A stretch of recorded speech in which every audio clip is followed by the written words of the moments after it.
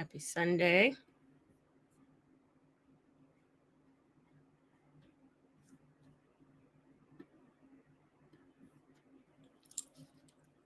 All right. Happy Sunday. Good people.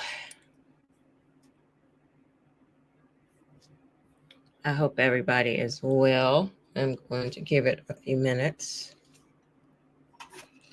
since y'all probably didn't know whether I was going live or not.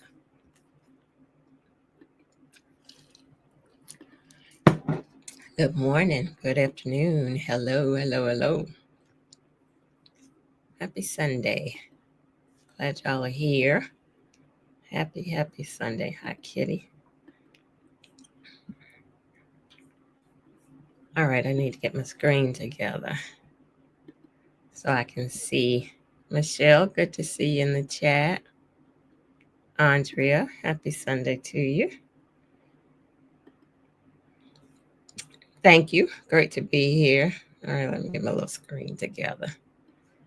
Glad y'all are here. Hope everybody is doing well. Hi, Cynthia.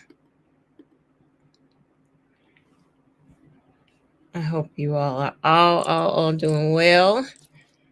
It is a cloudy Sunday. WLJ, happy Sunday to you. All right, I'm going to do my intro so we can get, oh, thank you. I appreciate that. Me and the hair have been in the struggle, but I think we might have figured something out this week. So I appreciate that. Thank you. It was close to being gone, but I think we might be at a happy space together. All right, so let me do my intro. As I introduce myself, Jewel Pearson. I built what I think is a fancy tiny house in 2015. May was actually 10 years of living in it. I've been in the tiny house movement 12, 13 or so years, the researching and all that kind of good stuff. But I built this house because I don't believe you have to give up luxury to go tiny. And since that time, I have shared my journey to hopefully inspire others who are interested in the movement. And I do offer coaching and consultations and workshops and all of those things to help others in their tiny house journey. And once I get this video posted, once it's live, you'll be able to find links down below to schedule with me. And as I am doing all of that, I serve up a lot of representation along the way. I want us to see ourselves in the movement, and that's important to me. So if you find this video, the information that we talk about here helpful, please like the video, share it, subscribe to the channel, and then turn on the notifications so that you'll know when there's some live content over here. Hello, LT. Oh, thank you. I appreciate that. Look at y'all today making somebody feel good. I appreciate y'all. Happy Sunday. All right, so I wasn't sure I was going live today because I was traveling yesterday. I was in Atlanta. I had to attend a funeral and drove back. Like there's storms in the area. Yesterday I drove back. At least more than half of my drive back was like serious storms. Like, should I stop and get a hotel room because the storms are really serious? But I made it through. About 2 hours later, I finally hit some clearing and made it home. So I got in late last night, but have been doing a lot of reflection because I guess I am I know, even though I don't feel old, I am in that age range where folks are leaving, and it is more common now for associates, friends, people that I grew up with. We're having health challenges. We're leaving this earth, and that is always on my mind. That I always speak to doing something for your future self, but it's also important for us to really live in the present. And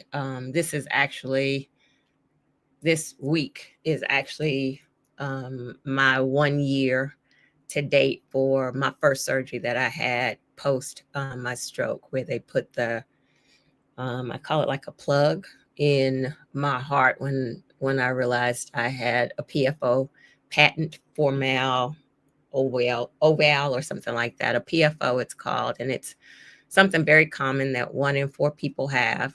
A small hole that you're born with that you won't know until you won't know you have it. You may not know you have it until you have a stroke or you have a heart attack, and then they figure it out. And it is something that we all have in the womb, and it's supposed to close when we're born. It is how blood moves through the heart in the womb, but then when you're born, and you start breathing oxygen, that hole is supposed to close up. But for 1 in 4 people, it does not close up. And I happen to be one of those in the 4. My doctor kind of explained it like mine, like skin is supposed to grow over that hole as you start breathing oxygen. And he kind of explained that mine was like a screen door, and it would flap open. So I'd had it for all of these years, and then in like a perfect storm of stress from a job, a blood clot happening, a clot went through, that door was open, clot went through and caused my stroke. And so I am happy Sunday, y'all. I am always aware of maybe the fragility of life. Especially, so I've shared in 2007 I had bunches of blood clots in both of my lungs. I've since the second surgery that I had last year was to address I had either a vein that was compressing an artery or an artery that was compressing a vein. I should remember which way that goes, but in my kind of in the shin area, and that they call that area your second heart. And so that also is common, that people have it's either the vein compressing the artery. I think that's what it is.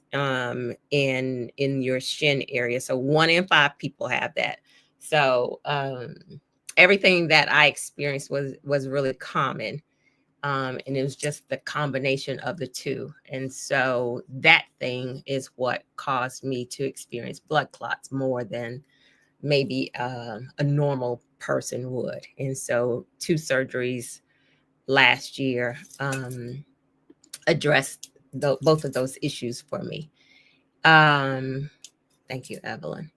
So for me, it's always present for me, understanding the how, and I think fragility is probably the word I want to use. There's another word, but it ain't coming to me because y'all know how my words are.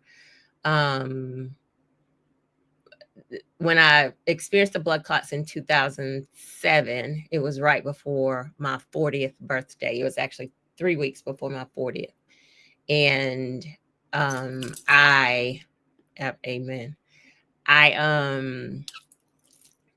It really hit me, and I was such a different person then. It really hit me after that how close I was. So I'd been walking around with blood clots for like 3 days and in severe pain. But I also have a very high tolerance for pain. As Black women, we often ignore our pain. And I thought I had pulled a muscle and was experiencing this pain for 3 days instead of going to the hospital. And a friend and I had planned that if the pain didn't go away, she was going to give me a muscle relaxer, which certainly would have killed me had I taken said muscle relaxer. And the day, in the early morning hours of the day that I was going to get said muscle relaxer, I guess God said, this fool. I couldn't breathe. I woke up and couldn't breathe. And it was like somebody was sitting on my chest. And so because I was such a different person then, I also didn't call an ambulance. The hospital was down the street, so I got up and um, drove myself to the emergency room because you got to save a dime. Um, and I ended up being in the hospital maybe 6 or 7 days. I can't remember exactly, but um, the a doctor who I saw for just a brief moment came in, and I've always shared this story. She was, I would say her demeanor, a big woman, no bedside manner at all. I never saw her again. I guess maybe she was just in the emergency room, but she came in after, because I had been in there trying to rush them because I was supposed to meet my sister, get my nieces and nephew for the summer. I think it was both my nephews. Get them for the summer. I had stuff planned. We were doing this. I didn't need to be in the ER. Can y'all just um, give me a muscle relaxer and let me out of here? And so one of the doctors, thank God, was persistent, said he was going to do his job instead of listening to the patient who knew absolutely nothing. And he said, it sounds like a pulled muscle. He said, but let us do MRI and a CAT scan. And after they did the MRI and the CAT scan, this woman that I just described came in, and she said, you have bunches of blood clots in both of your lungs. And she said, most people drop dead from one blood clot, and you have bunches. And she said, if I were you, I would lay very still until we can get some medicine in you. And she turned around and walked out. And I was like, okay. I can't even cry because she said what she said, and she turned around and walked out. And I'm a lady very still, like that lady just told me to do. And I was in the hospital for 6 days. And after that, so that was July. And through March of the next year, I had to take a blood thinner every day. I had to go to the doctor every day so that they could adjust my medicine levels so that the dosage was correct. And that was life changing for me because it put it in perspective. Yeah. It put it in perspective of how close I was to not being here right before 40. And I was the person at that time who had um, everyday dishes and fancy dishes for special occasions and clothes I didn't wear because I was saving them for special occasions. And when I got out of there, life was different. And all of that changed. And it was kind of the beginning of um,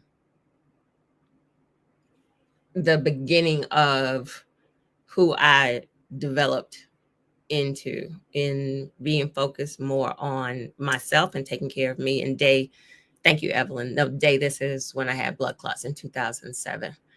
And being in the present, and less of do and more of just focused on life. Michelle, that pain, the pain for me. So again, having a high tolerance for pain, they felt like the blood clots should have started and moved up my legs, but I didn't have, and usually they can see like bruising in your legs when blood clots move up your legs. I didn't have any of that, and I hadn't felt any pain. The pain I felt, absolutely. The pain I felt was under my left breastbone. And again, I thought I pulled a muscle. That's when I was really diligent about working out. And I thought I had pulled a muscle in the gym. And to tell you how on the edge I was living, I had still been going to the gym in this pain. And it was so painful, like I couldn't sit up straight, but I had still been going to the gym. and I was on the elliptical. You know, the elliptical requires you. I remember that last morning before I ended up in the ER, I had been on the elliptical. You know, the elliptical, you moving your moving your arms back and forth. So at any point, I have, she said, I had bunches of blood clots in both of my lungs. At any point, one of those blood clots could have broken loose and killed me, and it didn't. Thank God. But as Rosalind just said, you know, those illnesses, experiences, life-threatening illnesses and experiences, if you make it to the other side of them, are have a way of changing your life and changing your priorities. And it certainly did that for me. And I have tried to remain in that space since that time. And as I have been watching over the last months, folks that are leaving, it is always a constant in my mind of like I've shared doing things for your future self. Like me building my tiny house was for my future self, and my future self being now, the future of where I am now and the need. Absolutely. My future self being able to take advantage of the work and the effort that I put into it as I was doing Research 2013 and years before, like knowing I wanted to live small and live a lighter lifestyle. But I also want to make sure, and this is kind of the conversation that was I have been thinking through. It's like as I say, doing things for your future self, it still doesn't negate the fact that we have to also live in the present. It doesn't mean that I've also spoken about how oftentimes we'll talk about, you know, when I make X amount of money, I'm going to do this. Or when the kids are this age, I'm going to do this. Or when, you know, I get that job, when, you know, when I'm going to do this. And we're always, I've spoken about postponing our joy. That's also pushing things out to the future, but not living in the present. And that's so very important for us to, we have to do things for our future self, but we also have to live and do and exist in the present and enjoy our the current, live in the current, live in the present. And I really wanted to talk about doing that because so often it's easier to postpone stuff to the future. It is probably a form of procrastination, of not having to deal with current circumstances or not having to deal with, you know, what's happening in life right now, because maybe it's not the ideal circumstances. But when we're always pushing to the future, we're not living, and we're missing out on what is happening right now. And so that's what I wanted to talk about today. Ways that can we can prepare, you know, prepare stuff for our future self, do things for our future self, but also make sure we're focused on where we are right now and living life right now. And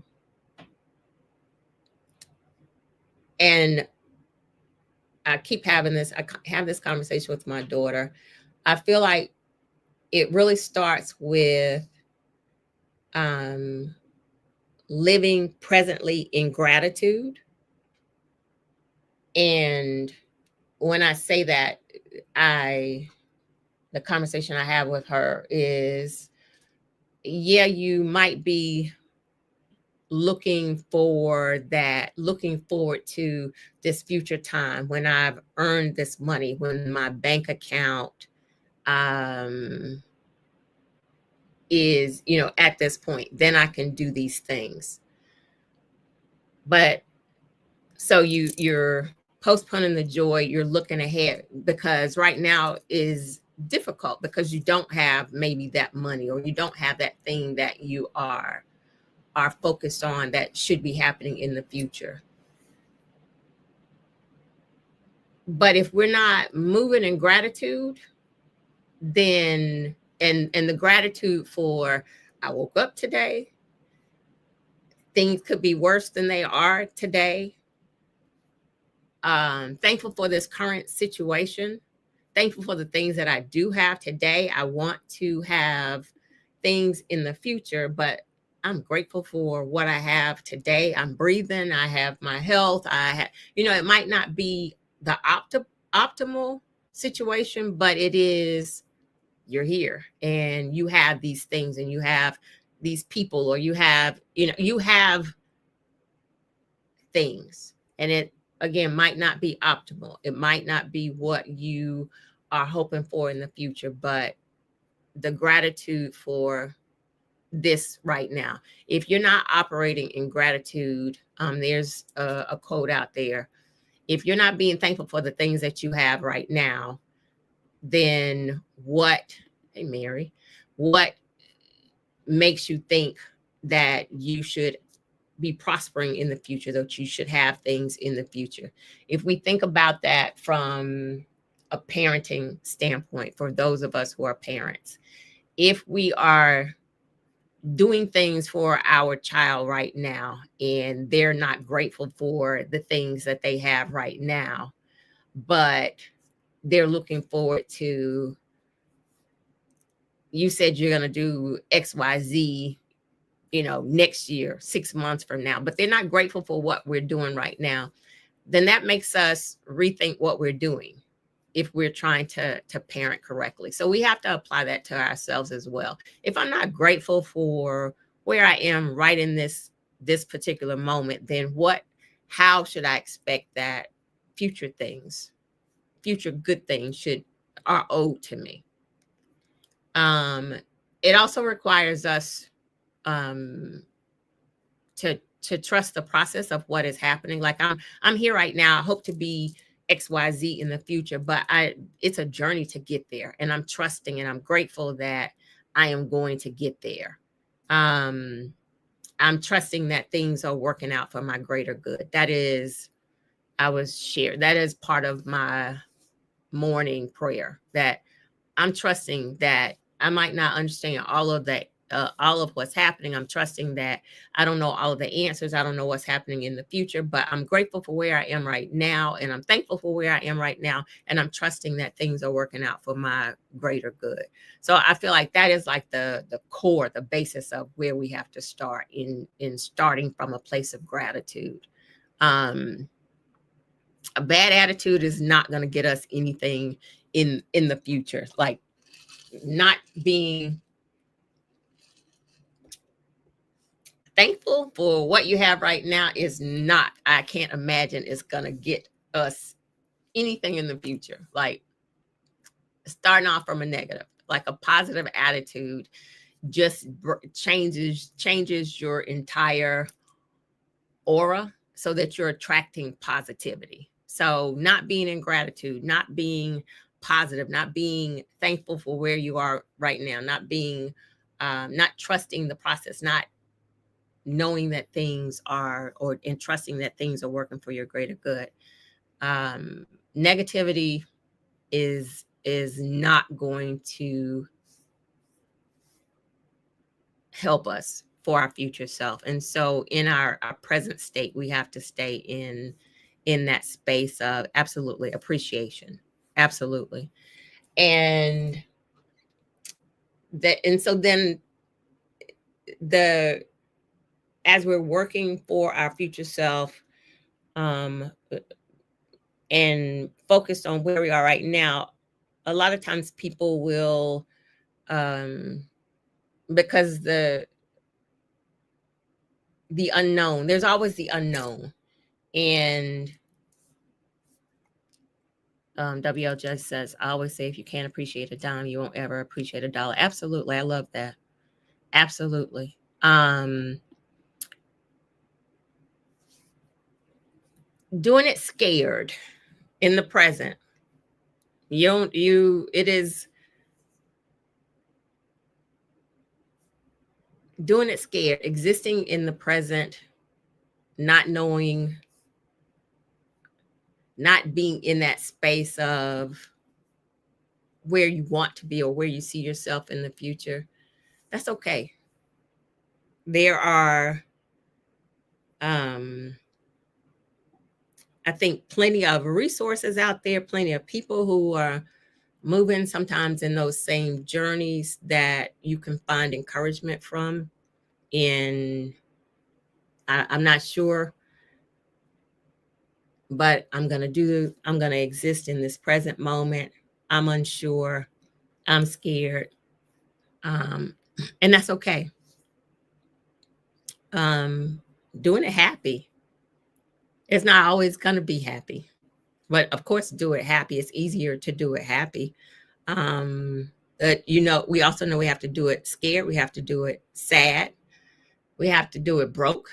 We are planning for and hoping for our future self, but right now we are not where we want to be financially. And just like WLJ said, if you can't appreciate a dime, you won't ever appreciate a dollar.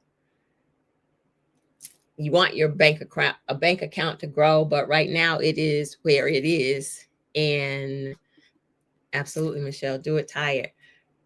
So you sometimes got to do it broke. And because you're living in the present, you're experiencing the present, you can't be numb to the present. If you're know that maybe your present isn't exactly where you want it to be, you can't just be numb to the present and looking ahead to the future, and not experiencing where you are right now, because the future isn't promised. And that, I feel like, is the biggest thing that we have to focus on. Is the future isn't promised, even though we're trying to prepare and do things for our future self. It's not promised, and you can miss out on a whole lot constantly looking to future times, future things, and missing where you are right now. Being willing to put in, like right now, if the present isn't exactly what you're imagining for yourself, sometimes that requires hard work, in the present, to turn situations around. And not being willing, like, and hard work, it doesn't always have to be physical work. It can be emotional work. It could be spiritual work. It could be physical work. But one of the things, I have a friend who says she doesn't do manual labor, and we laugh about it. I do manual labor. I'm gonna do some hard manual labor because I have been for so many years, especially as a young single mom. Wasn't nobody coming to save me, so I have had to do manual labor. I will still get out there and do some manual labor. There are often times where I don't want to do manual labor, and I say it all the time. Like, I don't wake up wanting to be.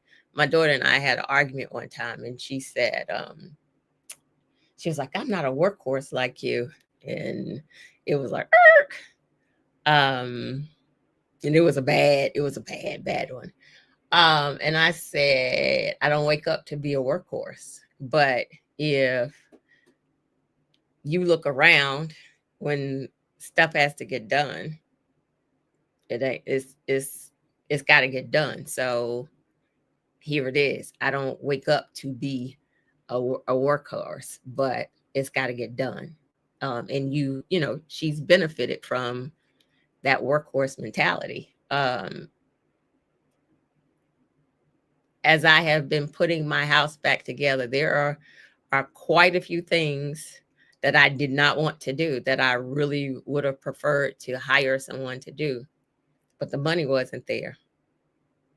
Or the money wasn't there, like to the zero, there was no money. Or as money was building, I get a quote and it was some ridiculous amount. I know I can do some physical labor and I'm going to put in the physical labor. I might be cussing and complaining the entire time and not happy about it, but it's getting done. And so it benefits my future self, and in the present I'm taking care of things that need to be done. A lot of times we will shut down because in the present self, in the present moment, you don't have the money to do the things that you want to do. Evelyn just said the manual labor helps her to do the emotional and spiritual labor. Yeah, there's a lot of thinking time when you're doing some let me not flash, y'all. There's some thinking time available to you as you do manual labor. But in the present, you don't have the finances. And so that can be a stumbling block to where you are. And a lot of times people will give up. I don't have the money, so I can't do the things. And so they're in this bad space in the physical. I share my home because I want, and I share my story because, and I've had this conversation with folks who will look at my house and I'll see the comments and they're like, well, I could never afford that house. I didn't go out and write one big check to build my house. It was some hard work, manual labor, some tenacity, some struggle, and a course of time over 10 years. It didn't start out this way. I have shared that my journey, I had X amount of money saved, and X amount of money was absolutely not what I needed. It was less than half of what I needed to build my house. And I had friends who stepped in because I was ready to throw in the towel. I didn't have any more money. I maxed out all my credit cards, maxed out savings, maxed out what I could get off 401k. I maxed out all of the resources that I had.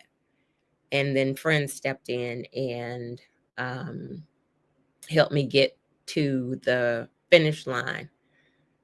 But that also required me to sit and be in this space of uncomfortableness in my present to pay back that money, to get my finances back in a good space, because I had tapped completely out.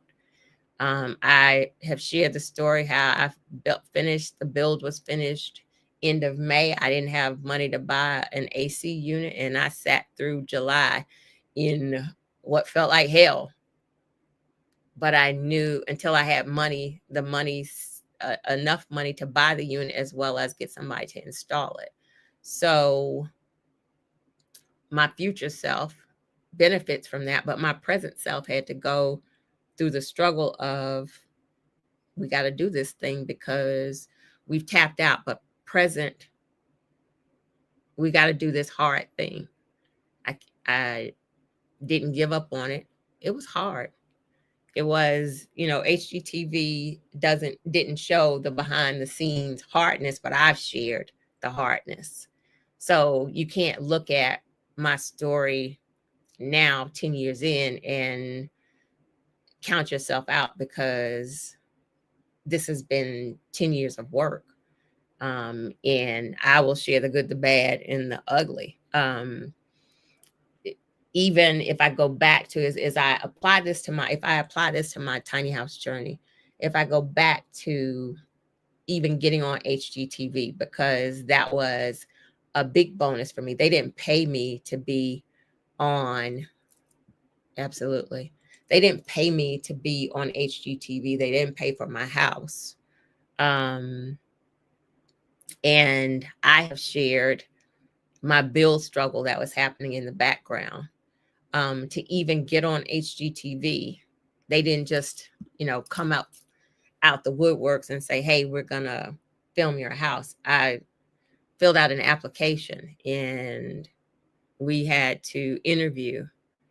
There were a couple of interviews and make the cut. I did have, for once, a bonus of there weren't any Black people building there. I think there was one other lady.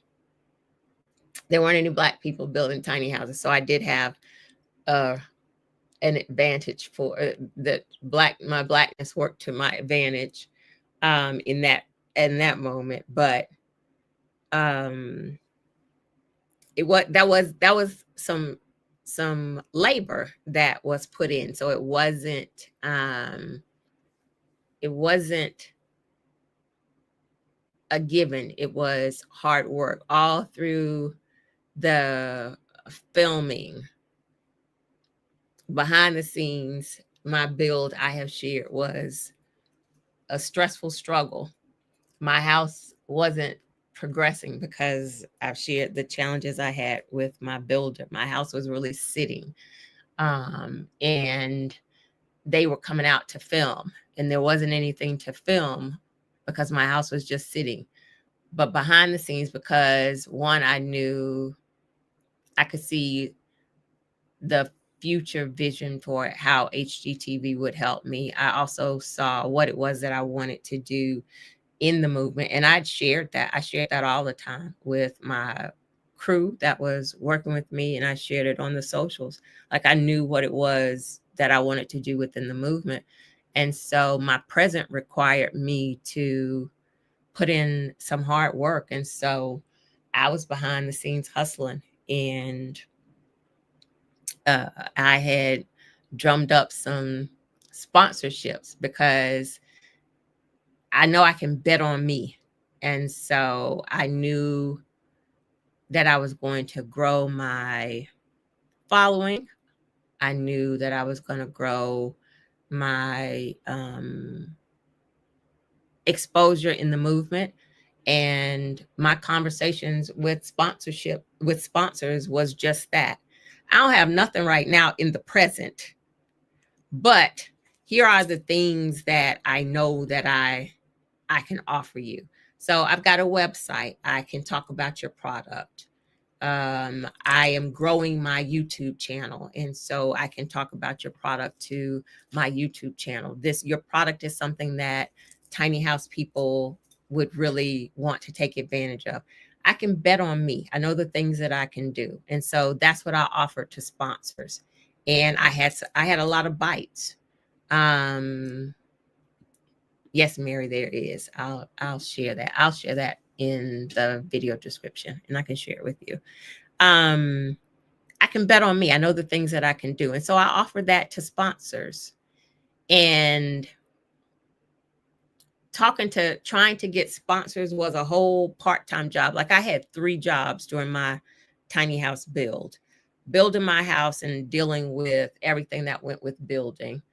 Trying to figure out where I was going to place my house after it was built was what I would do when I leave the build site. And then when I get home, it was sponsors, trying to find sponsors, because I knew my money was funny. And if I can get some sponsors to donate material for this build or reduce the cost of material for this build that I don't have the money for, that's helping me. And so in my present, I was willing to do the hard work to work for the future, but make my present better because I didn't have the money. And so I put in that hard work. And I've done that a few times. Most recently, in the what I call my tiny house remix. I just shared a video of my new roof on the screened in porch, and I was able to work with a sponsor to provide that material. I am redoing my bathroom, taking out my bathtub and installing a shower, and it's gorgeous. My roof, the roof on my porch is gorgeous. My bathroom is gorgeous. Those that's through sponsorship. I can bet on me. I can tell them what I can offer. I can create some video footage. I can offer you this. I can't guarantee any of it, but I can the work that I have put in building a following, building a YouTube channel. Those are the things that in my present that I continue to work on, that I continue to build. The things where I say I bet on me. And in my present, if I don't have the money, how do I get to um how do I get to okay. Okay, Cynthia. Thank you. How do I get to the present, getting to what I need right now, and my resources are limited? It takes creativity.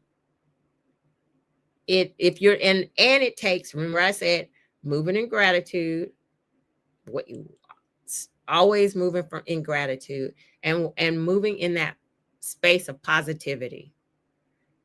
I don't have anything right now. I don't have the money to buy said material. I don't have the money to do said thing, but this is what I can do. I can create a video. All of us have cell phones. I can create a video. I can talk about said product. I can do XYZ. What resources do you have in your present state to work for your future state? What resources do you have that allow you to stay focused on the present? What are you doing right now? How do I live in this moment and know that you're also working for your future self? Because it's um, not a good look for us to always just be focused on the future. It is, what can I do right now to live in this present, to exist in this present, to be grateful for this present place? How do I do the things as this in this state of I don't have the money that I expect to have in the future? How do I do these thank you, Evelyn. How do I do these things now? In this state of I'm not where I want to be in the future. When we were growing up, one of the things my mother was good at was, and I'm sure some of you all are familiar with this. The dinners she might make, and we used to call them. My mother's name is Jane. Well, her full name is longer, but her shortened name is Jan, and so she'd end up making what we call Jan's special. In your present, you don't have all of the funds. How do you stay in this present place and still experience joy and do things with what you have? And so my mother would make these meals, and I feel like a lot of us know this, with the things that were in the refrigerator. And she made this one thing that I made as an adult for my daughter. I think probably all my siblings made it. And it was, she had some ground beef, some spaghetti sauce, some biscuits, and some cheese. And she made what would be kind of maybe what you might consider a bootleg lasagna, layers of um, ground beef and spaghetti sauce, cheese, and biscuits, and in a casserole dish. And that would stretch for days. We ate leftovers in my house. I don't know nothing about y'all folks who don't eat leftovers. That's something I'm not privy to. But it would stretch for days because it was this, biscuits are cheap, ground beef fairly inexpensive, and some spaghetti sauce. And absolutely. And I would make that in my house because it taught me how to feed a child that my I know payday is not until um payday is not until the 15th or the 30th, and right now we had the 8th and the money is gone and we got some days to get to. um it is enjoying the present. When I tell you that we it never had a name other than Jan's Special. It's delicious. If I had more folks in my house right now, I'd make some because you need more folks to eat it, like a big old casserole dish. I guess I could make a small version of it. I could. Um, but it is being in the present, enjoying the present, being grateful for the present. Absolutely. And the present was great because we were eating, it was good, we were happy, and it wasn't just, looking to the future. And if you're not enjoying the present, or at the least, come on, LT, let's do it. Or at least putting the effort into living and enjoying the present, whatever that looks like. And being grateful for the present, and instead of off putting to the future, when I do, you might not get there. And I think we have to recognize that it's important for us to live every single day. Like, there is, even though we're trying to plan for our future self, we have to live every single day knowing that that's not promised to us. My friend whose service I went to yesterday, I met him through, I realized yesterday it was 20 years ago. Time is moving. Through someone I used to date. And he was just a good guy. He reminded said friend who I used to date often how he had messed up.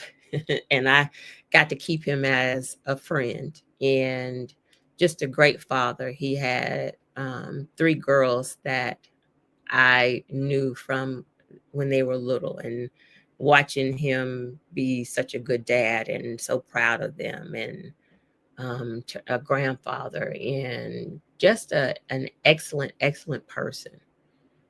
And that was so much of folks' conversation yesterday as they talked about him. And his girls obviously are broken. But what they all were focused on was who he was every day. It wasn't, we didn't get to do this. My dad was going to do this. It wasn't future self. Everybody was focused on who he had been every single day.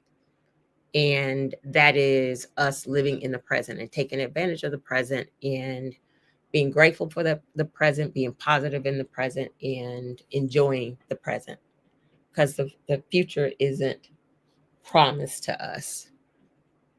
I'm looking around, y'all. I haven't shared. I have a smelly skunk underneath my house that I'm dealing with, and I hear her right now. So I'm a little distracted for a second because I just heard her. I am actively working on getting her out from underneath my house. So she has distracted me in my present. It is, thank you. Our future is now. The things that we're always focused on, we want to do when this happens. We have to do, the future has to be now. we can prepare for our future self and make decisions that we hope to be able to take advantage of in the future. We also have to recognize our future is right now, and we have to move accordingly and move so that if we are privileged enough to experience the future, that we have been preparing that future from a space of gratitude and a space of being blessed from operating in that place of gratitude, so that the future is even so much better for us, and we're given so much more because in our present we have embraced that and been grateful for that. I lost Nina, Michelle. I lost Nina almost 3 years ago now, I believe it was. So yeah. So it's keeping Jewel away from said skunk so I don't get sprayed. And so that's all I have for y'all today. Like the future is now. We have to live in the present as we prepare for the future, but live in the present and really, really live in the present. No worries, Michelle. Oh, that's okay. I appreciate that. Oh, thank you. I appreciate that. Thank you much. All right, that's all I have for y'all today. I think let me see if because y'all know I have to make notes now for my new brain. Do it scared. Live in the present scared. Live in the present with unknowns. There are plenty of people out here doing the same thing that you can be in community with to learn from. As you're doing it scared, it doesn't have to always be alone. Do it happy. Always do it in gratitude, trust in the process, knowing that things are working out for our greater good. Do it broke. There are ways that even though that we might be broke from a financial standpoint, there are ways that we can make things, there are still ways that we can make things happen. Bartering. What services can you offer to folks to get what you need?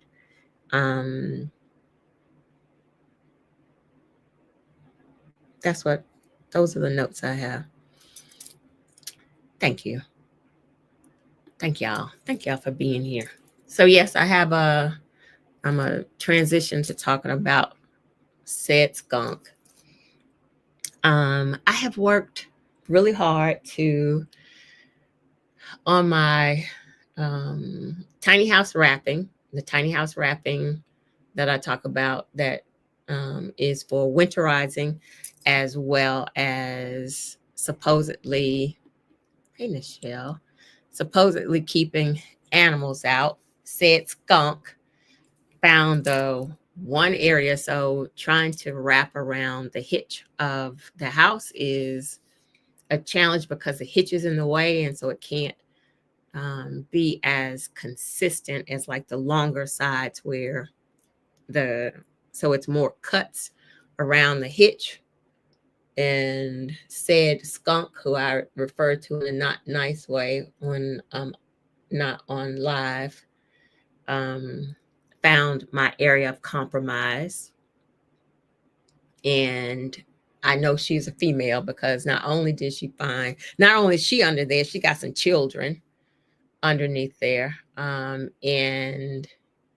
it was interesting. So she's only been under there since Tuesday,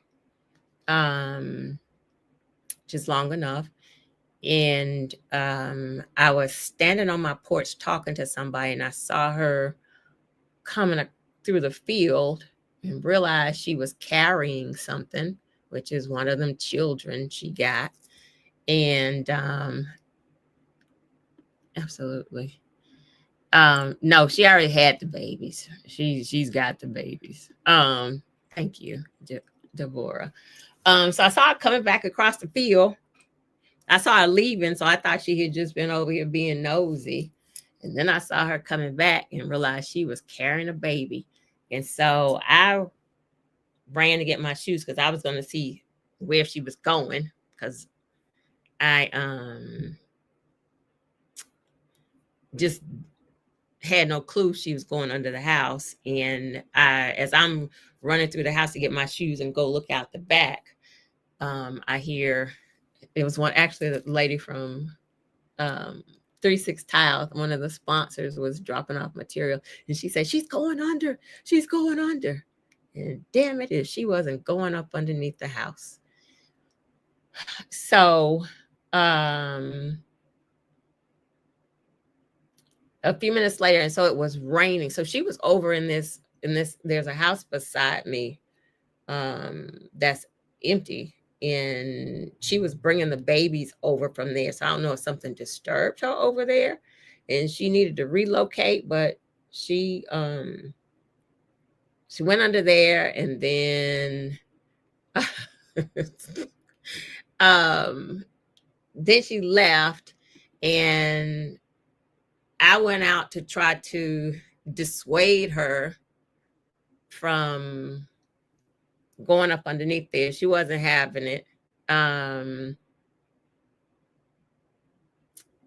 Goofy me, I always say God looks out for fools and babies.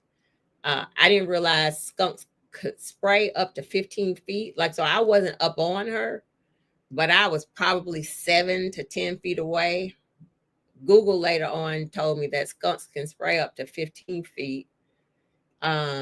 She was kind to me because I know she was scared. And she had a baby with her, so like in protective mode, and because I'm sure I was disturbing her, she could have sprayed me, but she didn't, thank God. Because I don't know if some of y'all might remember me trying to protect a kitten from a skunk out of the other location in my hand. So I didn't get sprayed, but the kitten had gotten sprayed, and handling the kitten, my hands smelled like skunk spray for at least 3 weeks, and none of the stuff that they say works for skunk spray works. So don't waste your money. My clothes, it was in my clothes. Like, I took off my clothes in the shed, and I'm just like, ain't nobody out here. These clothes can go in my house. So I'm taking off my clothes in my shed and putting them in the trash, and I'm gonna run in the house. That's how bad skunk spray is. But anyway, so now I am, the county doesn't come and get them. You have to call private folks to come and get them. And private folks start at $800 because they have to come out and bring their cameras and do an assessment and put out the traps and the blah, blah, blah, and the blah, blah, blah. So that's $800 is just starting. We're not doing that. So I've opened up one of the sides. I am trying to, I have tried to fog her out, actually with pest foggers, on one side, just putting the foggers in. And so before y'all get bent out of shape, the skunk can't stay under my house. Her babies can't stay under the house. If the pest control bothers them, sorry y'all.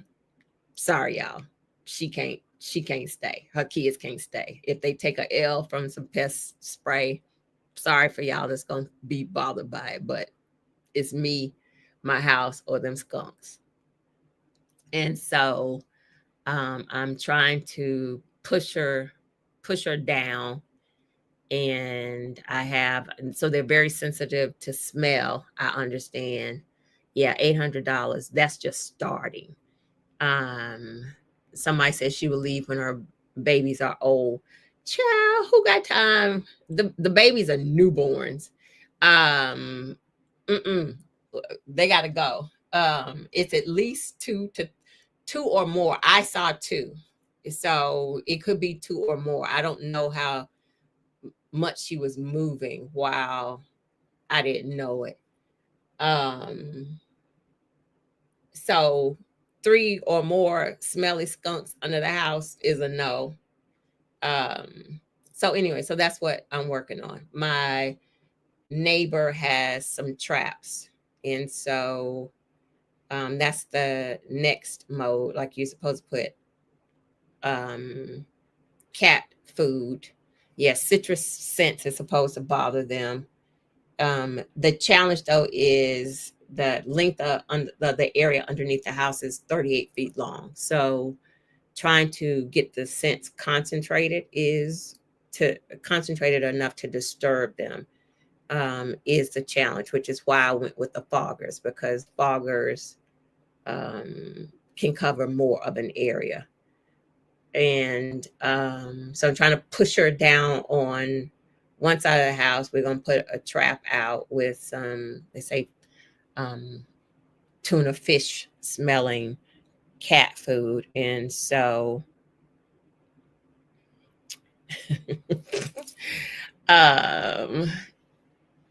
yes, skunks are sensitive to smell as bad as they smell, the nerve. And so the hope is that we're able to trap her and relocate her. I don't know that we'll be able to get, like, I can't imagine a way to get her and the babies. It's not like I can tell her, go back in there and get your babies. Because she's not gonna do that. So I might have to, as small as they are right now, I know they won't be able to live long without her if we're able to catch her. So I imagine that they will be deceased, and I'll have to deal with the smell of that for a period. But they are small, so hopefully it won't be too much of a deal. Somebody says, Catherine is saying eucalyptus around the house. So right now I've done the foggers. I've got some mothballs around the house. I've put mothballs underneath. The challenge though is that, and there's some repel stuff that you get at, you can get at Lowe's that is supposed to work for them. So I've done all of that. And yes, Day, it's supposed to be ammonia. Ammonia is where I'm going next. It is just a matter of, like, once you soak it, trying to make sure that they hold on to the scent and just don't dry out, because trying to keep the scent going is the challenge. And somebody said block her entrance. And so right now I can't block her entrance because she's under there. So I am today going to be working on opening it up more so that she feels less secure. Right now she feels secure because she can hide in the corner. So as much as it pains me to have to undo some of my work, I'm going to have to undo it so that she feels less comfortable and has less of a place to hide. Try to run her out and then redo the work. And then there are some, I did learn in this process that skunks only need a 3-inch opening to be able to get into something, which is mind-blowing to me. I don't know if they don't have bones or they're mostly fur. I don't know what it is, but 3 inches. And so there are some things that kind of like landscaping, fencing. And I saw somebody say something about fencing. So landscaping fencing that has, I think it's 1 inch and 1.5 inches opening that I am going to have to go invest in and put alongside where I've done all of the wrapping. Put that in front of the wrapping, and ammonia in a diffuser. Ooh, that sounds like somebody who's gonna die. Me. I'm gonna have to put that all along the house to prevent digging under, because they like to dig and only need 3 inches. So the adventures The adventures continue. Y'all know it was the cats I had before. And now I've got a whole little skunk and some children. And Mary is asking, trap and then what? So I have a small trailer. My neighbor has a truck with a bed. So we'll have to trap her. So they say you're supposed to trap her and throw something over the trap so they don't spray in, or they don't, they probably gonna spray, but so it doesn't get you. And either we're gonna put her on the trailer or on the back of that truck and relocate her. The interesting thing is in North Carolina, you're not really supposed to relocate skunks because they may have rabies, but they also don't tell you what you're supposed to do with said skunk. Um, a citrus candle under an electric candle warmer. Um, Again, my challenge is just because it's such a long area. Trying to make the smell concentrated enough to be effective and also not burn up my house in the process. I did see where some people lit some things and threw it underneath the house. And I also saw a man who almost burned up his house trying to get a skunk out. So I'm trying to avoid that at all cost. The thing I felt like I might consider trying was incense. Still, I don't want to burn up my house. But I'm really hoping the trap is going to nab her, and understanding that I'm probably going to take an L on being able to get to the babies, because it's not an area where you can get under there. And I wouldn't go under there even if I could get underneath there. That's just, there are some things I'm not going to do, and that's going to be one of them. You'd have to crawl on your stomach like in bugs and mud, and it's a no. I ain't doing that. So I'm thinking I'm probably gonna have to take a L on those babies and deal with them being deceased. So I keep y'all posted. Right now, said skunk. And the other thing is, so I just heard her, but trying to keep an eye on her comings and goings. And I haven't seen her. She popped out. What is today? Today is Sunday. Friday, I was outside sitting. I had just done all of the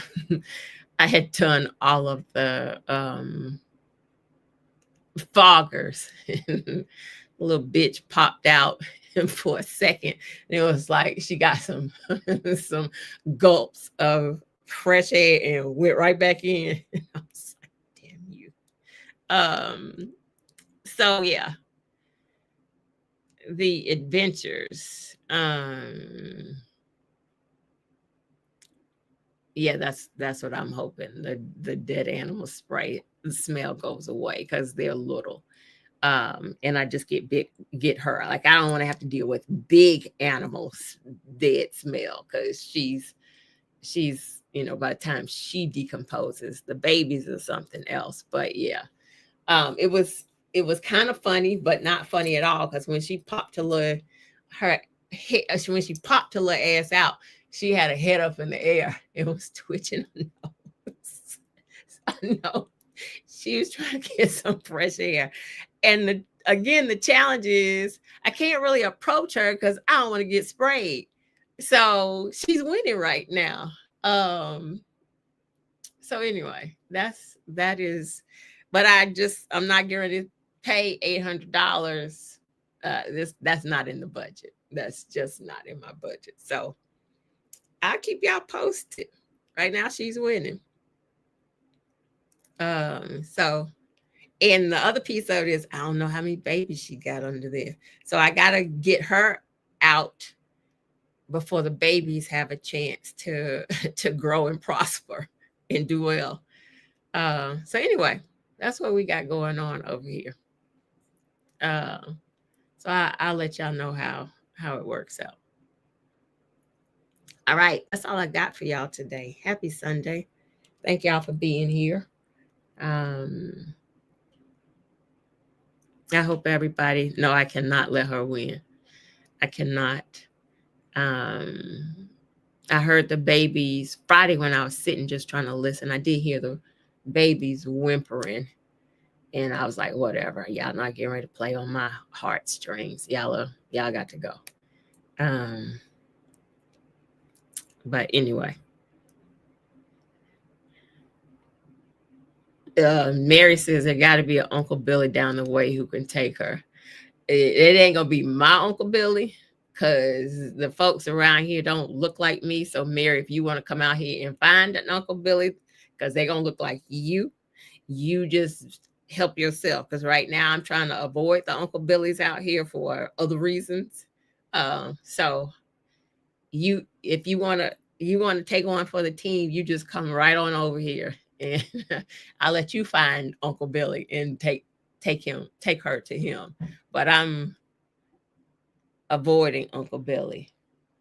All right, y'all. I gotta go because uh, I hear her moving around, so I gotta go see what if I can see something and maybe make some progress. So y'all have a good Sunday. Thank y'all for joining.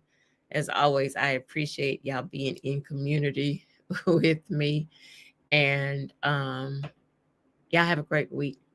Thank you, Mary. I appreciate you. Y'all take care. Happy Sunday.